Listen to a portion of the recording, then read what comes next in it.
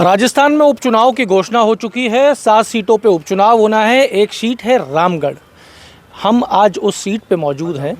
रामगढ़ में भारतीय जनता पार्टी ने अपने प्रत्याशी की घोषणा कर दी है।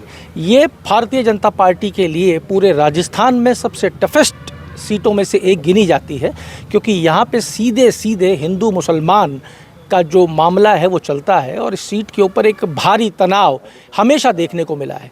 पिछले कई सालों से आहूजा परिवार की लेगेसी थी इस सीट के ऊपर। ज्ञानदेव आहूजा लंबे समय से काम कर रहे थे और पिछले 5 सालों से हम निरंतर रूप से जे आहूजा को एक्टिव देख रहे थे।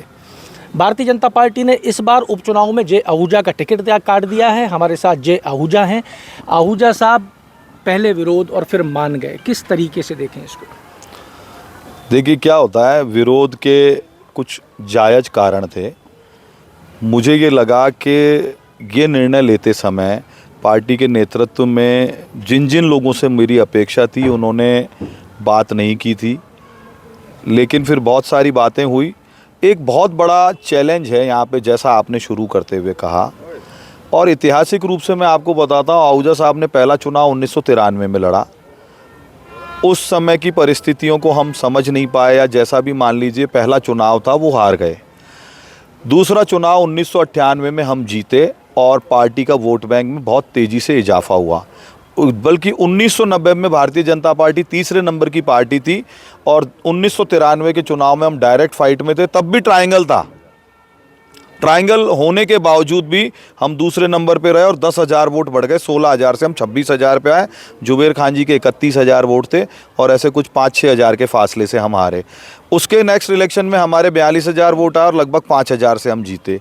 उसके नेक्स्ट इलेक्शन में 2003 में हमारे 49,000 वोट आए और कांग्रेस के राज में चूंकि वो चुनाव हुआ था, हम बूथ मैनेजमेंट हमारा कमज़ोर रह गया, सरकार का पूरा तंत्र लगा हुआ था और हम कुछ 600-700 वोटों से चुनाव हार गए।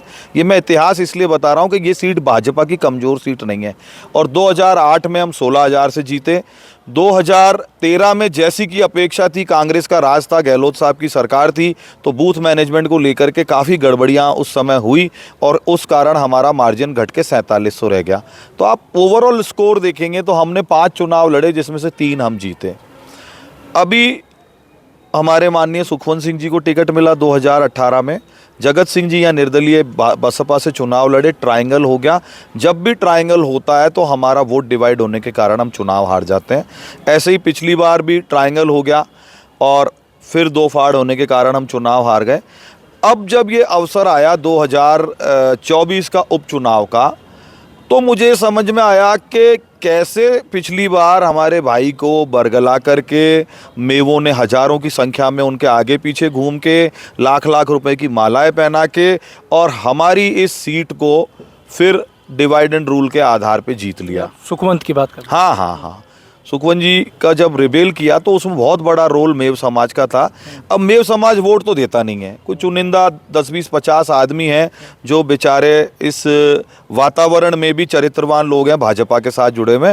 बाकी हज़ारों की तादाद में 70-75 हज़ार जो वोट है वो 90-95% कांग्रेस को ही जाता है, मेव कैंडिडेट को ही जाता है। इस बात का बोध होने के कारण आहूजा साहब ने मुझसे ये कहा कि अपन को अपने जीवन की तपस्या भंग नहीं करनी और अपनी गलती से भारतीय जनता पार्टी नहीं हारनी चाहिए। लोगों ने गलती की और हम हार गए, अपन को अवसर मिला है तो अपन को, भाजपा को, अपन ने 2018 में भी सुखवंत सिंह का दिन रात साथ दिया था और आज चूंकि मैं थोड़ा सा स्वास्थ्य ठीक नहीं है, घर पर हूँ, आराम कर रहा हूँ, तो अब भारतीय जनता पार्टी जीते इसको सुनिश्चित करना तुम्हारा काम है। मैं किसी भी नेता के फ़ोन नहीं उठा रहा गुस्से में। मैंने आहूजा साहब के कहने के बाद अपने, देखिए, जो अपने परिवार का नहीं, अपने बड़ों का नहीं, वो दुनिया में किसी का नहीं हो सकता। मैंने आहूजा साहब की बात को शिरोधार्य किया। मैंने सारे पार्टी नेताओं के साथ जो कम्युनिकेशन ब्रेक कर रखा था सबसे बात करना शुरू किया। माननीय मुख्यमंत्री जी से भी मिला, सब लोगों से मेरी बात हुई। फिर भी चूंकि मैं महापंचायत के लिए सारी 36 बिरादरी को बुला चुका था तो मैंने कह दिया था फैसला तो 36 बिरादरियों के पंच करेंगे, अकेले मेरे हाथ में नहीं, क्योंकि बात मेरे हाथ से बाहर निकल गई है। कल वहाँ सरकार की ओर से जवाहर बेगम जी ने आके झोली ओटी और जवाहर बेगम जी के झोली ओटने के बाद सभी पंचों ने, चूंकि जवाहर जी बहुत प्रेम रखते हैं इस इलाके से, यहाँ के लोगों से, तो जवाहर जी का और सरकार का मान सम्मान रखते हुए मुझे अनुमति दी कि मैं भारतीय जनता पार्टी के कैंडिडेट को समर्थन दूं। अब मैं जहाँ भी जा रहा हूँ मैं एक ही बात कह रहा हूँ कि ये 10 महीने जो मुझे खुल के काम करने का मौका मिला बिना किसी कंट्रोवर्सी के, इसमें मैंने लोगों के दिलों पे राज किया। ये कल और 20 तारीख को जो हज़ारों की तादाद में लोग एक छोटे से बुलावे से आए और कैसे उनकी आंखों में आंसू आ रहे थे, कैसे वो भावुकता से हमारे साथ जुड़े हुए हैं, मैं सबसे पहले तो पूरी जनता जनार्दन 36 बिरादरी के पंचों का धन्यवाद देता हूं। और उन पंचों की समझदारी से और हमारे लोगों की समझदारी से ये चुनाव लगभग एक तरफा होगा। और मैं जहां जा रहा हूं मैं एक ही बात कह रहा हूं, लोग कई बातें मन में प्रश्न रहते हैं, ऐसा हो गया तो वैसा हो गया तो हमारा मान सम्मान नहीं हुआ, तो मैं सबको एक ही बात हाथ जोड़ के कह रहा हूँ कि चुनाव जय आहूजा लड़ रहा है, चुनाव भारतीय जनता पार्टी लड़ रही है। हम अपनी ज़मीन की रजिस्ट्री विरोधियों को नहीं कराएंगे, विधर्मियों को नहीं कराएंगे। हम अपनी ज़मीन वापस लेंगे और रामगढ़ में भाजपा का परचम फहराएंगे। आप तो जय आहूजा को वोट दे रहे हो और सब लोग मेरे को बहुत आत्मीयता से मेरी बात मान रहे हैं। वीडियो बहुत ज़बरदस्त तरीके से वायरल हुआ है पिछले 24 घंटे में। जय आहूजा के लिए लोगों का ये कहना है, कमेंट जो मैंने पढ़े उसके अंदर, कि जय आहूजा की आंखों में पानी नहीं देखा। कल वो पानी किस लिए था? मैंने पहले भी कहा था कि जय आहूजा शेर आदमी है, तो बेचारा भी नहीं है और कायर भी नहीं है। तो मेरी जो ये भावनात्मक समय था, आप सोचो आशीष जी, एक छोटे से इनविटेशन पे हजारों लोग धूप में आपके घर के बाहर आपके साथ आके बैठ जाते हैं, घंटों तक हिलते नहीं हैं। तो मैं जो दिन रात पच रहा था अपने जनता के लिए, अपने लोगों के लिए, उनका समर्थन और प्यार मेरे को बहुत अभिभूत कर रहा था बार बार। तो ये जो अरबी कहावत है ना, उर्दू अरबी कहावत है, मर्द को दर्द नहीं होता, ये सब बकवास है। मर्द हो औरत हो, दर्द सबको होता है, अपनत्व का भाव सब में होता है, आत्मीयता का भाव सब में होता है। वो आत्मीयता के आंसू थे, वो भावनाओं के आंसू थे, वो प्रेम के आंसू थे। और इस इलाके की जनता ने जो प्यार दिया, जो लौटा के दिया 100 गुना, उसकी कृतज्ञता के मैं कृतज्ञ हूँ, मैं अभिभूत हूँ, इस बात के आंसू थे। ये तो हो गई आपकी और आपके टिकट की चर्चा। एक चर्चा और चल रही है कि पिछले 30-35 साल में आपने इस रामगढ़ कॉन्स्टिट्यूंसी में हिंदू और मुसलमान आप ही के परिवार ने किया है सबसे ज़्यादा। ये अच्छा प्रश्न पूछ लिया आपने। जिन लोगों को इतिहास नहीं पता होता, जिनको जानकारी अधूरी होती है, वो ऐसी बात करते हैं। यहाँ पे बीजेपी और कांग्रेस अपने अपने चुनाव लड़ा करते थे, पंडित जयकिशन जी के ज़माने की बात है। अचानक से एक चुनाव में 1985 में रघुवर दयाल जी गोयल तो बीजेपी से लड़ रहे थे। 84 में 2 सीटें थी लोकसभा की, तो वो दौर कौन सा था जब भाजपा का कोई बहुत बड़ा आधार नहीं था। और कांग्रेस से लड़ रहे थे सोनलाल जी अरोड़ा प्रधान, और निर्दलीय एक अनपढ़ चौधरी बनिया खां को मेव समाज ने लड़ाया। कांग्रेस जो उनकी पार्टी है वो तीसरे नंबर पे चली गई और बीजेपी के कैंडिडेट 500 वोट से ट्रायंगल में चुनाव जीत गए और बनिया खां सेकंड रहे। तो मैं ये पूछना चाहूँगा, बनिया खां को चुनाव लड़ाने की धार्मिक आधार पे मेव कैंडिडेट को, ये जो पॉलिटिकल इंटेलिजेंस है ये हमने थोड़ी पैदा की थी। जब हमारे लोगों को हिंदुत्व के नाम पे मुंह धोने के लक्षण नहीं थे आशीष जी, तब तो वो अपना कैंडिडेट लड़ा के और ये साबित कर चुके थे मेवों की सीट है। तो हमने कोई हिंदू मुसलमान नहीं किया। फिर 1990 में जुबेर खान जी आए। जुबेर खान जी के आने के बाद में उन्होंने इसी आधार पे टिकट लिया, वो जामिया मिलिया दिल्ली के प्रेसिडेंट थे। और फिर जो नंगा नाच इनके समाज ने अपराध का करना शुरू किया, तो संघ की योजना से ज्ञानदेव आहूजा जी को 1993 में टिकट मिला। गौ हत्या तब तक मुद्दा बन चुका था, हिंदू बहन बेटियों को छेड़ना मुद्दा बन चुका था, हिंदू दलितों की प्रताड़ना मुद्दा बन चुका था, ज़मीनों पे कब्जा मुद्दा बन चुका था, अवैध ज़मीनों पे, सरकारी ज़मीनों पे मस्जिद मदरसे बनाना मुद्दा बन चुका था। ये मुद्दे मैंने नहीं बनाए, ये मुद्दे यहाँ थे। तो देखिए, पूरा का पूरा जो हिंदू मूवमेंट है वो रेजिस्टेंस है, वो प्रतिरोध के रूप में जन्मा है। हमने किसी को उंगली नहीं लगाई, पर आप जब सतत हमको धकेलते धकेलते दीवार के लगा देते हो तो उसका प्रतिरोध करना आपकी मजबूरी हो जाती है। सामने वाले को बहुत बार बताना पड़ता है कि भाई तेरे घर में अगर 10 लाठी है तो हम अगर इकट्ठे हो गए तो 50 लाठी हमारे पास भी है। हम भले लोग हैं, हम किसी को साथ लड़ना नहीं चाहते, पर आप रोज़ मुझ पर अटैक करोगे तो उसका प्रत्युत्तर देना मेरी मजबूरी है। और आप यहाँ की बात कर रहे हैं, मामन खान तो रामगढ़ में चुनाव नहीं लड़ता, जाहिदा खान और चौधरी तैयब हुसैन ने तो रामगढ़ में नहीं लड़ा, वाजिद अली ने तो रामगढ़ में नहीं लड़ा। आप पूरे मेवात में घूमे, ये मेवात का एक छोटा सा हिस्सा है रामगढ़। यहाँ हमने कोई हिंदू मुसलमान नहीं किया। आप कांग्रेस से क्यों नहीं पूछते 1990 से लेके आज तक क्यों मुसलमान को टिकट देते हैं? क्यों हर बार कामा में मुसलमान को टिकट देते हैं? क्यों हर बार तिजारा में मुसलमान को टिकट देते हैं? तो हिंदू मुस्लिम तो उन्होंने किया है, रिजर्वेशन उन्होंने किया है। प्रत्युत्तर देना इन अपराधियों के विरुद्ध ये हमारी मजबूरी भी है और ज़रूरत भी है। बहुत बार सामने वाले को बताना पड़ता है कि हमारी सदाशयता को, सदाचारिकता को, हमारे भले और भोलेपन को आप हमारी नपुंसकता मत समझिए। यहाँ भी लठ बराबर का है, तुमसे 21 से ज़रूरत पड़ेगी। किसी को मारने के लिए नहीं है, लेकिन मारने आओगे तो खोपड़ा फिर तुम्हारे भी लग सकती है, हाथ गोड़े तुम्हारे भी फूट सकते हैं। ये तुमको ध्यान रखना पड़ेगा। ये कहा जाता है आपके जो तीखे बयान है, ये तीखे बयानों ने मुसलमानों को, मेवों को आपका वोटर ही नहीं बनने दिया। ये सब झूठी बातें हैं। आज भी हमारे कम से कम 40 बूथों पे मेव समाज के लोग बूथ अध्यक्ष हैं, बूथ कार्यकारिणी में। वो मेरिट पे हमारे साथ हैं, वो चरित्रवान लोग हैं। उनके बच्चों को साइबर फ्रॉड नहीं करना, उनके बच्चों को गौ तस्करी नहीं करनी, उनके बच्चों को गौ हत्या नहीं करनी, नकली दूध नहीं बनाना, नकली पनीर नहीं बनाना। तो वो चरित्रवान लोग हैं, तो वो भले लोगों से सुरक्षा चाहते हैं कि भाई साहब हमको गलत काम नहीं करने। गलत काम करने वाले लोग हमें टारगेट करते हैं, तो उस दिन हम किसके पास जाएं? आपके पास आएंगे तो हम उनके लिए जो कर सकते हैं, का राज चाहे बीजेपी का हो, कांग्रेस का, करते हैं। मैं आपको बूथ अध्यक्षों के नाम, नंबर, डिटेल देता हूं। आप सब गाँव में जाओ, मेवात में इंटरव्यू करो और देखो वो बीजेपी का कितना कमिटेड कार्यकर्ता है।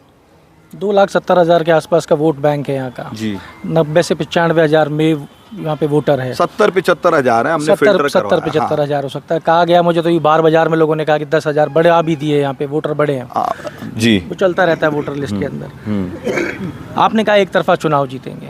अगर पोलिंग आप पिछली बार की तरह पोलिंग हो जाती है तो उस स्थिति के अंदर एक तरफा चुनाव किस तरीके से जीतेंगे, और या आपके पास क्या रणनीति, आप कैसे? रामगढ़ में पोलिंग 77 से 80% रहती है हमेशा। अब की बार चूंकि उपचुनाव है तो पार्टी का बहुत बड़ा नेता, कार्यकर्ता, तंत्र हमको यहाँ सहयोग करने के लिए आ रहा है। हम सरपंची की तरह लड़ेंगे, हम एक एक वोट को चुन चुन के लड़ेंगे। कोई वोटर हमारे किसी कामकाज के लिए बाहर गए हुए हैं, कहीं बच्चे बाहर नौकरी करते हैं गुड़गांव में, दिल्ली में, या यदा कदा कहीं भी गए हुए हैं, हम सबकी लिस्टें बना रहे हैं। सबको चुन चुन के फ़ोन करेंगे, बुलाएंगे और सबके वोट डलवाएंगे। चूँकि देखिए, लाभ हानि जीवन मरण तो यश अपयश विधि यानी ईश्वर के हाथ है। जुबेर खान जी इतनी जल्दी चले जाएंगे हमें पता नहीं था, पर चूंकि अब चुनाव हो रहा है तो ये चुनाव पूरी तरह से जीतने के लिए लड़ा जाएगा। पुरानी गलतियों को सीख करके उन गलतियों को दोबारा ना दोहराया जाए, इस रणनीति पे लड़ा जाएगा और लगभग एक तरफा वेव बनेगी, ये मैं आपको आज ही बता रहा हूँ। आपने अभी भी कहा कि चुनाव जय आहूजा ही लड़ रहा है। कल भी आपका एक वीडियो था, आपने कहा कि आप लोगों का प्रेम है कि आपकी प्रेम से मैं विधायक भी आपको ने मुझे बना दिया, मुख्यमंत्री भी बना दिया, प्रधानमंत्री भी बना दिया। आप ही का भी बयान था जी। किस तरीके से देखें साहब इस बयान को? मतलब लोग वहाँ पे जो खड़े थे उनके मन में ये टीस थी कि जय भैया को विधायक के प्रत्याशी के रूप में टिकट नहीं मिला। तो मैं उनको जो बात कह रहा था कि भाई एमएलए का टिकट देके कोई व्यक्ति एमएलए पार्टी बनाती है, इसमें कोई दो राय नहीं है। पर मेरा ये मानना है कि लोकतंत्र में नेता जनता बनाती है, और जनता ने इतनी बड़ी तादाद में इकट्ठा होकर कल ये बता दिया कि रामगढ़ में नेता बहुत बड़ा जय आहूजा ही है, सबसे बड़ा। तो मैं कृतज्ञता उनके प्रति अपनी ज्ञापित कर रहा था कि आप लोग इतनी धूप में एक इनविटेशन पे 48 घंटे के दौरान एक दिन 2,500 लोग आ गए सिर्फ एक फेसबुक पोस्ट से। 19 तारीख को रात को पोस्ट किया, सुबह आ गए, और 22 तारीख को तो हमने अनाउंस किया कि हमारी महापंचायत है, 10,000 लोग आ गए। तो आशीष जी, आज के समय में जब किसी के पास समय नहीं है, रुपए पैसे साधन के बिना कोई काम नहीं होता, ऐसे में आदमी अपना पेट्रोल फूंक के, अपने काम धंधे खोटी करके, अपनी व्यक्तिगत चीज़ों को छोड़ करके अगर हमारे लिए आके खड़ा हो रहा है तो उसके लिए कृतज्ञता ज्ञापित करना मेरी अंतरात्मा से मैंने वो कृतज्ञता का। अब उनका क्या है?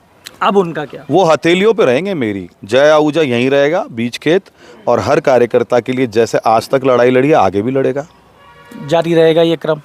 हाँ, आदत में है, न दैन्यम न पलायनम। मेरे स्वभाव में न तो सरेंडर करना है न पलायन करना है। ये मैंने पहले भी कहा था। पिछले चुनाव में मेरे विरुद्ध बहुत सारे प्रोपेगेंडा चलाए गए थे, वो सारे प्रोपेगेंडा इस 10 महीने में खिरचे खिरचे होके बिखर गए, दिखाई नहीं दे रहे हैं कहीं पे भी। और आज पोजीशन ये है कि पार्टी भी जानती है, नेतृत्व भी जानता है कि ये हमारा इतना कठोर कार्यकर्ता है कि इसके दिन रात परिश्रम से चुनाव निकलेगा, तो मैं वो परिश्रम कर रहा हूँ। अखबारों की सुर्खियां हैं कि साहब जितने भी बागी थे सबको राजनीतिक नियुक्तियां दी जाएंगी। मुझे नहीं पता, मेरे को मुख्यमंत्री जी ने इस प्रकार की कोई बात नहीं बोली। जो मेरे मित्र लोग उनसे बात कर रहे थे उनको ये कहा कि जय आहूजा हमारी असेट है, हमारी वैचारिक असेट है। इतना बड़ा काम पाकिस्तानी हिंदुओं के लिए उसने जीवन भर किया है, इतना अच्छा विचारक है, तो ऐसे कार्यकर्ता की चिंता करना और उसको ठीक से समायोजित करना ये हम अपने आप चिंता करेंगे। मैंने किसी शर्त पे विड्रॉ नहीं किया, मैंने तो वैचारिक आधार पे, जब आहूजा साहब ने मुझे कहा कि भाई अपने जीवन भर की जो तपस्या है उसको भंग नहीं करना जय, और तुमको कुछ भी हो जाए कम से कम चुनाव तो नहीं लड़ना, तो मैंने उनकी बात मानते हुए और एमिकेबली बड़े नेताओं से बात हो ही रही थी, सबके संज्ञान में लाते हुए सारी चीज़ें विड्रॉ किया है। देखिए, जैसा कि मैंने शुरुआत में कहा था कि एक लेगेसी रही है इस परिवार की। एक लंबे समय से रामगढ़ की सीट के ऊपर इन लोगों ने बहुत मेहनत की है, एक लेगेसी, एक विचारक के रूप में रहे हैं इस सीट के ऊपर। इसलिए जब आहूजा साहब ने ये कहा कि हमको वो लेगेसी नहीं तोड़नी है और हमें पार्टी से पृथक नहीं जाना है, तो ये बात होते हैं के साथ ही जय आहूजा ने विड्रॉ किया और जय आहूजा पार्टी के साथ लग गए। और आज भी आप देख सकते हैं कि पार्टी के लिए प्रचार करने के लिए घूम रहे हैं और पार्टी के कैंडिडेट को जिताने का दावा कर रहे हैं। जुड़े रहिए हमारे साथ। अमर उजाला के लिए रामगढ़ से मैं आशीष। अगर आप ये वीडियो YouTube पर देख रहे हैं तो हमारे चैनल को सब्सक्राइब करें और बेल आइकन को दबाना ना भूलें। अगर आप Facebook पर ये वीडियो देख रहे हैं तो हमारे पेज को लाइक करें।